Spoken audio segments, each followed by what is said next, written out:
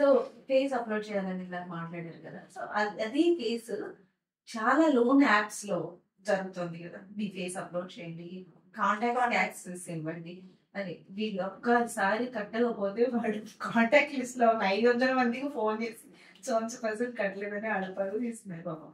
But ఆ situations వల్ల చాలా మంది సూసైడ్ కూడా చేసుకుంటారు. అలాంటి కేసెస్ ఫైల్ అవుతుంటాయండి కోర్టులో. చాలా లోన్ కంపెనీస్ కి అగేన్స్ట్ గా ఎఫ్ఐఆర్స్ ఫైల్ అవుతా ఉంటాయి. లేకుంటే ఒకటి పేరేంటి, multi tasking something, multi level marketing అంటే ఒకరికి ట్రైనింగ్ చేసి మీరు 10 మంది చేస్తే ఆ 10 మంది 2 మంది multi level marketing also illegal. And అట్లా పనిచేసే సిచ్యువేషన్స్ కూడా అసలు కరెక్ట్ గా ఉండవు. వాళ్ళు చేసే ఆఫీస్ కండిషన్స్ అయినా ఫస్ట్ ఆఫ్ ఆల్ వాళ్ళు చేసేది ఇల్లీగల్. సో అట్లా మేజర్ ప్రాబ్లం ఏమొస్తుంది అంటే మల్టీ లెవెల్ మార్కెటింగ్ లో ఎంత 100s మంది ఉన్నారంటే దాని బ్రెయిన్ చైల్డ్ ఇంకొకటి ఉంటాడు, అది he's in another country. So అక్కడ పట్టుకోవడానికి కొంచెం ప్రాబ్లం ఫేస్ చేస్తూ ఉంటారు పోలీసులు. చాలా మంది అయిపోయేసరికి, కానీ చాలా మందికి డిఫరెంట్ స్టేట్స్ లలో ప్లేసెస్ లలో ఎఫ్ఐఆర్స్ ఫైల్ అవుతా ఉంటాయి. బట్ వాళ్ళ మీద తీసుకునే యాక్షన్ ఎలా ఉంది ఈ లోన్ యాప్స్ వాళ్ళ మీద? లోన్ యాప్స్ ఇప్పుడు అక్కడ మనకి ఇండియన్ జ్యూరిస్డిక్షన్ లో ఒకవేళ అంటే ఆ సీఓ ఉండకపోవచ్చు, అట్లీస్ట్ వాళ్ళ త్రూ ఇన్స్ట్రక్షన్స్ తీసుకొని పని చేపించే వాళ్ళు ఉంటారు కదా, వాళ్ళు ఉన్నా కూడా వాళ్ళని అరెస్ట్ చేస్తారు. వాళ్ళ కింద ఉన్న ఎంప్లాయీస్ ని అరెస్ట్ చేస్తారు. సో యాక్షన్ అనేది ఉంటుంది జనరల్లీ. కానీ ఇంకా అవుట్ ఆఫ్ కంట్రీ ఉంటే అవుట్ ఆఫ్ కంట్రీకి మళ్ళీ మనకు పర్మిషన్స్ అవన్నీ కావాలి కాబట్టి that little long process. Okay. అలానే క్రెడిట్ కార్డ్ వాళ్ళు కూడా ఇచ్చే వరకు 10 సార్లు ఫోన్ చేస్తారు, కట్టిన తర్వాత 100 సార్లు ఫోన్ చేస్తారు. దీన్ని అవాయిడ్ చేయడం ఎలా అంటారు? అంటే ఖచ్చితంగా కట్టాలా? అంటే ఖచ్చితంగా కట్టాలి, ఆబ్వియస్లీ డబ్బులు తీసుకున్నప్పుడు కట్టాలి, దట్స్ లీగల్ థింగ్. కానీ మీ దగ్గర నుంచి డబ్బులు తీసుకునే తరీకా ఎట్లా ఉండదు ఈజ్ అ డిఫరెంట్ థింగ్. అంటే నువ్వు ఒకవేళ నేను కట్టలేదు అనుకో, కోర్టులో కేసు వేసుకో నేను కట్టట్లేదని. అంతేగాని నా కాంటాక్ట్స్ లో ఉన్న వాళ్ళకి ఫోన్ చేయడం అయినా, లేకుంటే నా ఇంటికి వచ్చి కార్ తీసేసుకెళ్ళడం, టీవీ తీసేసుకెళ్ళడం, పాత సినిమాలో చూసిన ఫ్రిడ్జ్, అవన్నీ అసలు అట్లాంటి ఎగ్జిక్యూషన్ లో ఉండొద్దు, లేవు. అంటే కోర్టులు కూడా చెప్పాయి దట్స్ ఇల్లీగల్ అని. సో మనం అలాంటి వాళ్ళ పైన కేసు ఫైల్ చేయొచ్చు.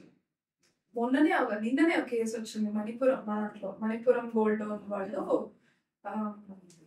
ఎంతో 90-80 lakhs కి ఆయన గోల్డ్ లోన్ తీసుకుంటే ఇవ్వట్లేదని ఆయన తమ్ముడి కారు తీసుకెళ్ళారు. అదే ఏదో ఒకటి అన్నట్టు కారు తీసుకెళ్ళారు. So first of all Manipuram వాళ్ళు పోలీస్ వాళ్ళకి కంప్లైంట్ ఇస్తే ఇల్లు లోన్ కట్టలేదు బాబు అని పోలీస్ వాళ్ళు వచ్చి అరెస్ట్ చేసి కార్ తీసి లీగల్ గా సీజ్ చేయడం డిఫరెంట్ థింగ్. కానీ ప్రైవేట్ కంపెనీస్ వచ్చి తీసేసుకుంటే just no law and order. So వీళ్ళు కట్టిన తర్వాత వాళ్ళు డైరెక్ట్ గా ఫైల్ చేసుకోవచ్చు ఈ కేసు. లేకపోతే వీళ్ళు వచ్చి ఇలాంటి చెత్త అంతా చేస్తున్నప్పుడు వీళ్ళ ఇంటికి వచ్చి వీళ్ళు ఫైల్ చేసుకోవాలి. జడ్జి గారు కూడా అదే pure case of theft Manipuram వాళ్ళు చేసింది. నువ్వు కార్ ఎట్లా తీసుకెళ్తావు, అసలు ఈ డబ్బులు కాలేదంటే రికవరీ సూట్ వేసుకోవాలి. థెఫ్ట్ అది అని వీళ్ళే కంప్లైంట్ ఇచ్చారు. యాక్చువల్లీ కారు ఉన్నసే కంప్లైంట్ ఇచ్చారు, కారు తీసుకెళ్తారని. అలానే ఇప్పుడు పబ్బుల్లో కానీ క్లబ్ల్లో కానీ ఇలాగా బెట్టింగ్స్ ఆడుతుంటే పోలీసులు అరెస్ట్ చేస్తారు కదా తెలిసినప్పుడు. బట్ బెట్టింగ్ యాప్స్ కూడా చాలా మంది ఉన్నాయి, చాలా వరకు ఉన్నాయి. ప్లస్ చాలా మంది సెలబ్రిటీస్ దాంతో ప్రమోట్ చేస్తున్నారు. సో దీన్ని ఆపటం ఎలాగా అంటే కొంత ఇప్పుడు సాలిడ్ కార్డ్స్ అనుకోండి, కొన్ని అంటే డబ్బులు పెట్టకుండా జనరల్ గా ఆడేవి లీగల్, కొన్ని లీగల్ కొన్ని ఇల్లీగల్. డబ్బులు ఎప్పుడైతే స్టార్ట్ అయినప్పుడు సర్క్యులేషన్ అయ్యి దానికి లీగల్ గా శాంక్టిటీ ఉండదో అవి ఇల్లీగల్ యాప్స్. సో అవి మనం ఎంత మటుకు రిపోర్ట్ చేస్తామో అంత మటుకు ఎక్కువ 100s లో పుట్టుకొస్తానే ఉంటాయి. So that's concerning problem. అందుకని దానికి ఏమో సపరేట్ లాస్ ఉన్నాయి మనకు. గ్యాంబ్లింగ్ యాక్ట్ ఉంది, గ్యాంబ్లింగ్ యాక్ట్ కింద అంటే ఏమి చర్యలు తీసుకోవచ్చు అనేది సపరేట్ లాస్ ఉన్నాయి దానికి. ఆ లాస్ ని బట్టి డీల్ చేస్తాం. మనం ఫార్మర్స్ దగ్గరికి అలా వస్తే ఈ సివిల్ కేసెస్ ఇలాంటివన్నీ ఎక్కువ ఫార్మర్స్ రూరల్ ఏరియాస్ లో ఎక్కువ గొడవలు పడుతూ ఉంటారు. ఈ సెంట్ నాలుగు ఈ సెంట్ అని. సో ఇలాంటి కేసెస్ కోసమే లోక్ అదాలత్ ని ఇంట్రడ్యూస్ చేశారు కదా. సివిల్ కేసెస్ అన్ని అది డీల్ చేస్తుంది అని. బట్ స్టిల్ కోర్టులో కూడా చాలా కేసెస్ ఫైల్ అవుతున్నాయి. కానీ లోక్ అదాలత్ కి వెళ్ళి కూర్చుని ఆ సెటిల్మెంట్ ఎవరు చేసుకోవట్లేదు కదా. ఎందుకని దాన్ని అంత చిన్న చూపు చూస్తున్నారు అంటారు? యాక్చువల్లీ దట్స్ లోక్ అదాలత్ అయినా, మీడియేషన్ అయినా, ఆర్బిట్రేషన్ అయినా ఇంకా అసలు చాలా అర్థం కావాలన్నమాట. ఇంకా ఎక్కువ పబ్లిసిటీ రావాలి కానీ సుప్రీంకోర్టు కూడా అందుకే ఆర్బిట్రేషన్ సెంటర్ మనకి రీసెంట్ గా ఓపెన్ అయింది కూడా, అందుకే మీడియేషన్ సెంటర్ ఓపెన్ అయింది. ప్రతి కోర్టులలో మీడియేషన్ సెంటర్స్ ఇంతకు లేవు, ఇప్పుడు వచ్చాయి. అంటే ఇద్దరికి అమికబుల్ సెటిల్మెంట్ అయితే మీకు ఫైనాన్షియల్ గా ఇద్దరికి కొంచెం తక్కువ ఖర్చు అవుతుంది, లేకుండా ఖర్చు లేకుండా అయిపోవచ్చు. టైం కోర్టు మీరు మీ ఇద్దరు వాదన విని చేసేసరికి టైం పడుతుంది కాబట్టి ఆ టైం ని ఓవర్కమ్ కావడానికి కూడా సెటిల్మెంట్ ఇద్దరు ఒక అమికబుల్ సెటిల్మెంట్.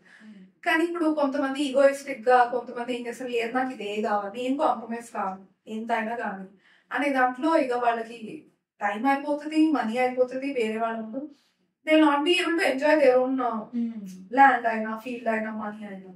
సో అట్లా కాకుండా పర్వాలేదు, ఇప్పుడు డిస్ప్యూటెడ్ అనుకోండి, అది ఇద్దరికి రైట్స్ ఉండవు. ఇద్దరికి రైట్స్ ఉండనప్పుడు మీరు సగం తీసేస్తుంది. కానీ ఎక్స్క్లూసివ్ గా మీకు తెలుసు ఇది నాదే, అంటే ఇప్పుడు కబ్జాదారులు ఉన్నారు, కబ్జాదారుతో కాంప్రమైజ్ కావాలని ఎవరు చెప్తాం.